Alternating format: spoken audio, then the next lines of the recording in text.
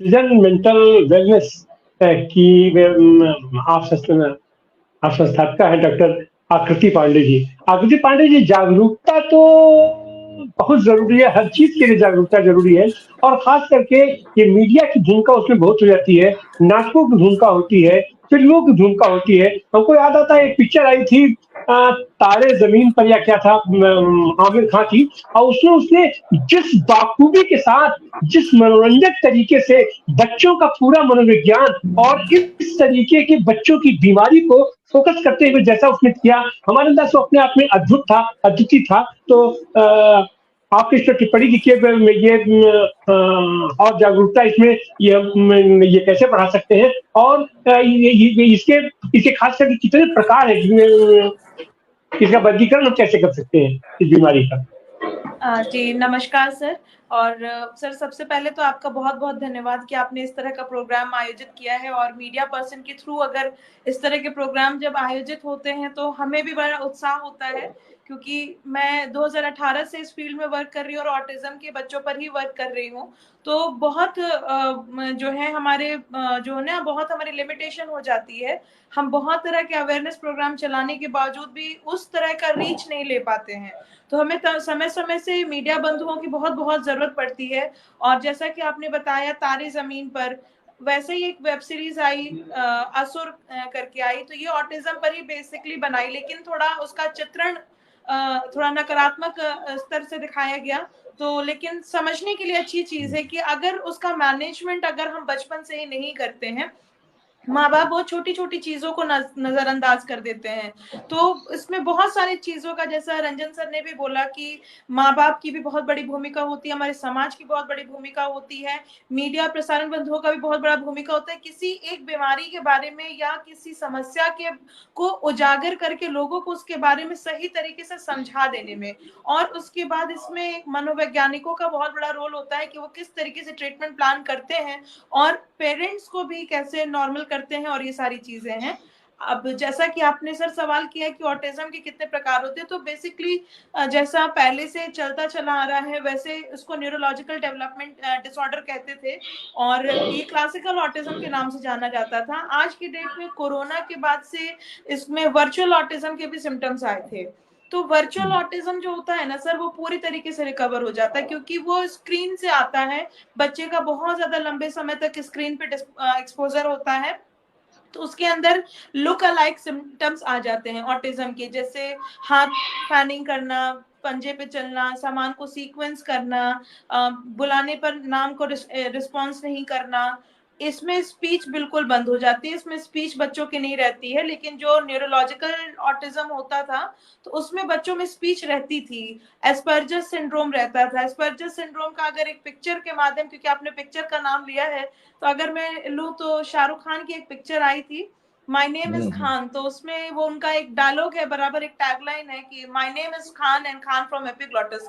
तो वो एस्पर्जस सिंड्रोम का एक बहुत बड़ा उसका वो एग्जाम्पल है कि क्यों ऐसे बोलते हैं, क्योंकि वो पूरा बोलने में उनको कष्ट होता है। तो ऑटिज्म में ये सिम्टम्स आते हैं। लेकिन जब वर्चुअल की जब हम बात करते हैं तो वर्चुअल में स्पीच कंप्लीटली खत्म होती है और स्पीच रहती ही नहीं है। तो उसका बहुत प्रॉपर मैनेजमेंट करना होता है। अच्छा, हमारी समाज में इतनी बेड़ियां है ना मेंटल डिसऑर्डर को लेकर के, कि अगर कोई मनोवैज्ञानिक अगर आपके बच्चे को अगर डिटेक्ट करता है ना कि आपके बच्चे को ये डिसऑर्डर हो गया है, तो उसको इस तरीके से नहीं लेते हैं कि इसको हमारा सॉल्यूशन मिल रहा है, वो उसको लेते हैं मेरे बच्चे को पागल साबित करना चाहते हैं। मनोवैज्ञानिक के सेंटर पर भी आने से बचते हैं कि सेंटर पर जाने का मतलब है कि मुझ पर और मेरे बच्चे पे पागल का टैग लग जाएगा। तो आपके ही चैनल से मैं ये बताना चाहूंगी कि हमें पागलपने का इलाज करना कभी नहीं सिखाया गया है। हमारी पूरी पढ़ाई में किसी भी बीमारी को पागलपन नहीं कहा गया है।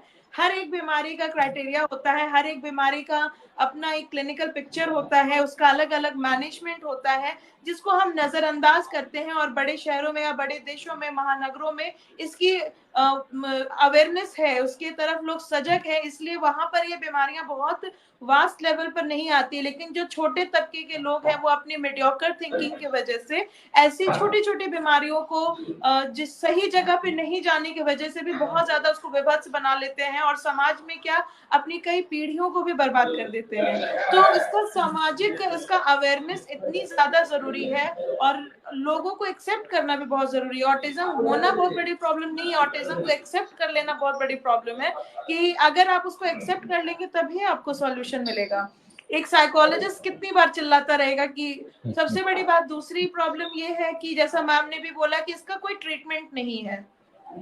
तो हमारे पास जब पेरेंट्स आते हैं ना तो उनको लगता है कि ऑटिज्म हो गया है, ये कोई मेडिसिन लिख दें और 2 महीने में मेरा बच्चा ठीक हो जाए। तो या ट्रीटमेंट के लिए भी हमसे क्वेश्चन किया जाता है कि इसका कोर्स ऑफ पीरियड क्या है।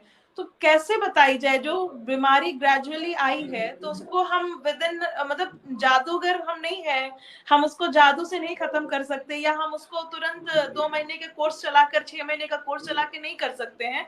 वो एक बिहेवियरल डिसऑर्डर है और वो धीरे धीरे आई है और धीरे धीरे ही जाती है, उसका मैनेजमेंट होता है। बराबर कोई भी मनोचिकित्सक हो या मनोवैज्ञानिक हो, वो अपने प्लेटफॉर्म से अगर कभी भी वो कहेगा तो वो यही कहेगा कि इसका मैनेजमेंट होता है, वो ये कभी भी नहीं कहेगा कि इसको पूरे तरीके से रिकवर किया जाता है। तो ये वाली चीज है, तो मैनेजमेंट कभी भी मैनेज ही होता है, कोई भी चीज एकदम रातों रात जादू नहीं होती है। तो इसका अवेयरनेस, बीमारी के साथ साथ इसके मैनेजमेंट का भी अवेयरनेस पेरेंट्स को होना बहुत जरूरी है कि आप जिस समस्या से ग्रसित हैं, आपने उस बीमारी को बच्चे को दिया है और उसको ठीक होने में आपको पेशेंस रखना होगा, उतना आपको कॉन्फिडेंस रखना होगा, आपको अपने एक्सपर्ट पे भरोसा करना होगा क्योंकि इसकी कोई दवा नहीं है। अच्छा, बहुत सारे पीडिया डॉक्टर्स के पास ना कुछ ऐसी मेडिसिन है जिसको लगता है पेरेंट्स को देखकर कि नहीं मेरे बच्चे में बड़ा इंप्रूवमेंट आ गया है, तो वो करते क्या है ना कि स्किज़ोफ्रेनिया जो कि न्यूरोलॉजिकल डिसऑर्डर में इस्तेमाल हुआ करता था, कॉग्नी बूस्ट और स्किज़ोफ्रेनिया सिजोडोन टाइप की मेडिसिन को दे करके बच्चे का इम्पल्स सडन डाउन कर देते हैं। तो इन सब दवाओं का हानिकारक इफेक्ट उसकी लाइफ लॉन्ग जो उसकी थ्रेटनिंग डिजीजेस है उसको कितनी चीजों को वो ट्रिगर कर रहा है, इसको जाने समझे बगैर गार्जियन उसको दवाइयों को दे देते हैं। कुछ समय के लिए तो बच्चे बिल्कुल ठीक रहते हैं लेकिन उसके बाद उनके अंदर फिट्स जैसे सिम्टम आने लगते हैं, तब गार्जियन परेशान होने लगते हैं। तो ऐसे सिम्टम्स को हमको क्यों बढ़ावा देना है? आप ठीक है डॉक्टर से कंसल्ट कर रहे हैं, आप थोड़ा सा कुछ अवेयरनेस के लिए पढ़ाई कर लीजिए। कुछ गार्जियन इतनी ज्यादा पढ़ाई कर लेते हैं कि वो हमारा ही पूरा चैप्टर रिवाइज करा देते हैं।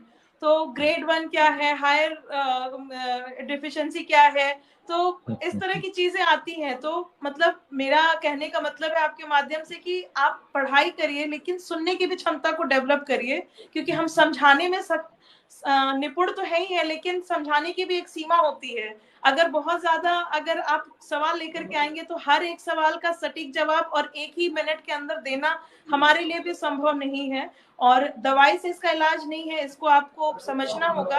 और बहुत ज्यादा स्क्रीन का एक्सपोजर अगर बच्चे दे रहे हैं तो थोड़ा सा इसका मैनेजमेंट करना होगा, क्योंकि एकल परिवार का अभी वो है कि पहले ट्रेंड था कि एकल परिवार रहते थे, अब मजबूरी हो गई है क्योंकि हमारी दादी नानी सब के सब एकल परिवार में ही रही हैं। तो जो खुद अपना एकल परिवार जिन्होंने चलाया है, अब उनके बच्चे जो अपने एकेडमिक्स या अपने करियर को लेकर कहीं सेटल होने जाते हैं तो इनके पास खुद ही इतना टाइम नहीं है कि वो जाके अपने बच्चे के साथ उनके बच्चों को लालन पालन कर सके। तो वो दादी नानी का प्यार और वो जॉइंट फैमिली का प्यार अलग होता जा रहा है। बच्चों को सोशल लाइफ नहीं मिल रही है, फैमिली लाइफ नहीं मिल रही है, फादर अपने जॉब में बिजी है, मदर अपने जॉब में बिजी है, सब करियर ओरिएंटेड होते जा रहे हैं। तो बच्चों का एक इमोशनल डिरेलमेंट बहुत ज्यादा हो रहा है और इसमें बच्चे जो है बहुत ज्यादा स्क्रीन के या वर्चुअल वर्ल्ड की तरफ उनका एक्सपोजर लगातार बढ़ता जा रहा है। तो इन सब चीजों को हमें बहुत ध्यान देना चाहिए कि न्यूरोलॉजिकल डिसऑर्डर जो है उसका तो मैनेजमेंट होगा ही, लेकिन जो एक नई तरह की जो समस्या